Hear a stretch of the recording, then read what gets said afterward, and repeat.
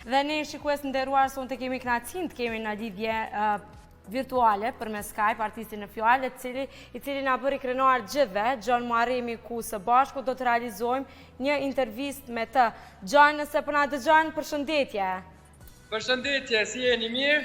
Përshëndetje për ty dhe për Zvicrën atje, koha shumë e mirë. Ku po shkon, se po më duket ke ndalu veç me realizu intervistën me neve. Po, se e keni ndruar orin, kështu që nuk e kusha gati. Po, jam të shku në shpe dhe kam shumë intervista, kështu që jam përgadit, edhe sidomos nesër kam e shku në Tiranë, për ato s'kova me i prej flukt për me duk mirë në televizor. Shumë mirë po dukesh. John, që shka qenë kjo javë për ty, me siguri ke pas shumë intervista, shumë shkrime, shumë njerëz kanë shkru për me të uru për suksesin që e ke pas, që shka qenë kjo javë për ty? Po, shumë njerëz më kanë shkryt, më kanë dhënë shumë fuqi edhe sidomos në Kosovë edhe në Shqipni.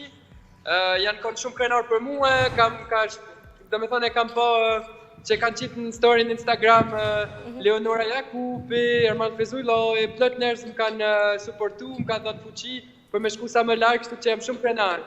Gjoni, po besoj që kur ma shumë foto se këtë javë s'ki bo, me fanë sa me njerëz në rrugë, apo? Po, me tonë drejten, po shumë foto, shumë, po adin, unë po e baj me qef se po më vjen shumë qefi që njerëz po janë krenar për mua dhe do me thënë për mua është një sen normale tani. Gjoni, fillimisht ne pëturojmë shumë stafi emisionit të nëza për triumfin të në Eurovision me këngën, qëfëse doja shëlloj titullin sakt në gjuhën frenge, Tulljo Universe. Tulli nivel. Isha afer, do me thonë. Ju me 437 vota, ura 10 në vendin e tretë, që ka bo mundi këj fakt edhe sa jeni emocionu. Tregona pak atë emocionet që i ki pas atë natë që edhe neve na ki mush për plot emocione. Unë isha shumë i gëzuar, sepse për mua ishte një emision shumë i rëndësishëm, edhe vetëm kam provu me bërë sa më të mirë, kam provu me këndu sa më të mirë, edhe që jam shumë i gëzuar që më kanë vënë vendin e tretë edhe sidomos Jurtja që më ka vënë vendin e parë. Ishte një kënaqësi shumë e madhe edhe kur dola nga skena gjoja e parë që bëra e dhira gjyshin, edhe gjyshi ishte duke qarë, kështu që do me thonë e bëra punën time, unë i emocionova njerëz edhe ajo është gjoja më e rëndësishme për mua. Ke përfaqësu shtetin e Zvicrës në këtë edicion të Eurovisionit, tregona si arritët të bëni pjesë e këtij përfaqësime?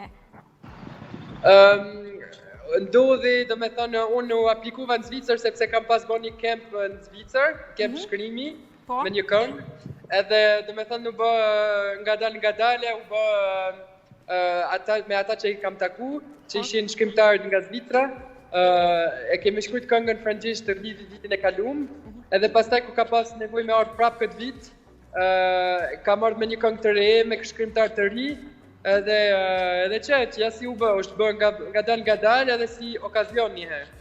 Gjoni, tregom, ke prit që do t'jesh në vendin e parë, ke prit që do e fitosh Eurovisionin këtë vit apo jo? Jo. Ato etet e fundit kanë qenë shumë emocionuse dhe për neve, koha kur është për këto pikët e fundit, kur janë dhënë pikët e fundit, gjithë kemi qenë kështu të bo tifo për ty, që kanë qenë për ty ato emocione? Po, do me thënë, unë shumë i gëzuar jam kanë edhe, që me thënë, mua së më ka ardhë në i stres, sepse unë kërë më ka ardhë para të këndimit, normal, po do me thonë, isha shumë i knaqur dhe më ka shumë knaqësia ta këndoja këngën, edhe do me thonë, gjëja më e rëndësishme për mua është njerëz që kanë pëlqy, unë nuk e pritja të jem tek vendi i tretë, edhe që ishte një dhurat shumë e bukur që ma kanë dhënë juria vendin e parë si që thash, sepse ja kam dhënë sa në përmendjen sa e më e mirë që kam pas e mundshme, edhe është një kënaqësi shumë e madhe edhe ja, që s'kam kur gjo heq me thënë tjetër. Gjoni, po më intereson me ditë mi nda me shiku stanë, tregona pak pra pas skenat, provat si kanë shku, qka ki bisedu për shambull me Angela Peristerin, e kemi pas aty edhe Angela që ka përfësu Shqipnin, cilat janë kohën kontaktet, pas gjitha saj ngjarje, a bisedu, qa pa, tregona pak detaje, na interesojnë edhe neve mi ditë. Po, janë kanë, do me thënë, për mua gjithë janë kanë këngëtar të mirë, se kanë përshfatsu vendin e vetë. Gjithë njerëz është normal, është do të me shku, është niveli shumë i lartë, kështu që jam kanë shumë krenar që u kanë Angela për Shqipërinë, se Angela këndon shumë mirë live fillimisht, edhe ka një karizma në skenë që ka vetëm ajo, edhe është shumë e bukur me e pa edhe në skenë, sepse është shumë e talentuar që kam thonë, edhe këndon shumë mirë, edhe për atë jam shumë krenar për Shqipërinë që e kanë zgjedhë Angelën, edhe na kena full shumë, sidomos kur kena konë ndonjëherë, kur kena pas pyetje ose që kur kena humbë me sigurinë, kupton, kur se na kom të kur s'dishim a ishim tek rruga e drejtë, si me thonë, a ishim të këndu mirë, ka njëherë jetu thonë me të vete, si jam të këndu bëllë mirë, edhe për atë jemi full njëri tjetrit për me i dhonë energji njëri tjetrit, edhe jam shumë i gëzuar që e takova Angelën, se si që thash përpara është një këngëtar shumë e talentueshme. Gjoni ti e fletë shumë bukur gjuhën Shqipe, ke origjinë shqiptare, babajnë nga Kosova, nanën nga Shqipëria, flisni Shqip në shpen, në familjen e juaj, apo se ke mësu gjuhën kaq bukur? Valla, se kam mësu gjuhën kaq bukur, për faleminderit shumë që po... Ti po fletë shumë bukur, që kjo është dhe rëndësishme. Jo, po faleminderit, se unë vetëm po provoj me mësu, dhe me thënë sa më mirë, unë dualoha ma shumë me mësu, po, midis, që me thonë, unë vetëm provoj, kjo është gjëja më rëndësishme, edhe që, dhe të me i thonë faleminderit për indurit e mi. Se shumë mirë po flatë kështu, shumë ambëll po të ngojmë prej teje gjua Shqipe. Gjoni, apo nga të regonë cila ka shenë kënga preferume e jotja në Eurovision? Kusht ka pëlqy prej garave që i ke pasën garë konkuruse, edhe mesazhi më prekës që i ki marë? Shumë e komplikuar me thonë me drejt, ka shumë pëlqy Shqipëria normal, ka edhe shumë pëlqy Ukraina, se pëlqen njerëz kur vinë me identitetin e vet, me tradicionin e vet, kështu që më ka pëlqy shumë këto dy shtetet, edhe për kalitetin e zonit. Tani shumë komente më kanë ardhur edhe shumë të mirë. Me kanë pendanje me neve, kush ka qenë ma emocionusi, që t'ka emocionu reali shumë? Valla shumë me të drejtën. Ka mundësi vetëm një që moj me qëtash që po më vetit, është fitusja e Eurovisionit në Francë në 1977, duket ajo më shkrujti e dish pa interes, vetëm që shtu për me më thonë që për ajo isha fitusi vetë edhe që i ka pëlqy shumë. Po, Gjan, moshën 12 vjeqare ke marrë pjesë në Albanian's Got Talent në Shqipëri, ku kroas publikut kishit mahnitur edhe jurin profesioniste me performancën tuaj, po du me citu një koment të madhe të Armend Regjipagici që të ka edho një koment edhe kjo video po qarkullon edhe në këtë periudhë, po e citoj vetëm një pjesë fjalimi ti, unë dëshiroj që në këtë botë vrasht të shekullit 21, askush kur të mos dëmtoj as 1 milimetër tëndin. Mos të thyej kur dhe ti të vazhdosh me krenari aty për ku je nisur. A ka qenë kjo një prej komenteve ndoshta më të mira që ke marrë deri tash në karrierën tënde? Edhe sa të kanë ndihmu në fakt këto komente dhe komplimente nga një person si që është Armend Regjipagici në muzikë? Po, normal që më kanë ndihmu këto komente dhe sidomos në atë kohë jam kanë shumë fëmijë, dhe me thonë ishin komente që më kanë ndërtu mu si person edhe si artist. Tani, me thonë drejten, normal që ka njerëz në këtë industri që të prishin, që është jeta, nuk është vetëm për muzikë, po në çdo lloj pune, çdo lloj botë, ka njerëz që të prishin edhe duhet tani vetëm me vazhdu edhe me pas kështu njerëz me i taku, mos me harru familjen, mos me harru njerëz që të kanë mbështet pi fillimit, edhe me vazhdu me këta. Gjoni, rikthimin tuaj fuqishëm në muzike ke pas në vitin 2019 në pjesëmarrjen tënde në The Voice of France. Apo na tregon pak për atë eksperiencë dhe a të kanë ndihmu shumë për mu pjek si artist, qoftë në performancat live, qoftë në paraqitje skenike tuaja, tregona pak për atë eksperiencë dhe qysh të kanë ndiku të ti si mundërtu si artist. Po, The Voice u kanë një, me të drejtë u kanë një eksperiencë shumë të bukur sepse kam mësu shumë me kamerat, kam mësu me kështu me sikur me marrë skenën për vete, sikur do me thënë kupton, si me përpunu me skenë edhe me televizor, më shumë ka punu, më ka nimu. Tani normal që unë muzikë ma shumë mësoj me njerëz, kur takoj njerëz të ri, kur baj takime, kur kjo është inspiracioni më i madh për mua, shfrytëzimi më i madh për mua është njerëz, edhe jeta, Kështu që për mua kjo është kryesorja, është me taku njerëztëri edhe çështo. Projekti yt i parë muzikor me sa e di është kënga me titull Babe, po besoj që kjo këngë është një dedikim. Çka do me thonë kjo këngë edhe ky projekt për ty? Unë disha me thonë të kjo këngë që çdo lloj gjëra që mund me na bë babi, do të me fol se e kena babë dhe është pak si është një këngë për me thonë, s'di se me shpiku hiç mirë shqip fal. Po.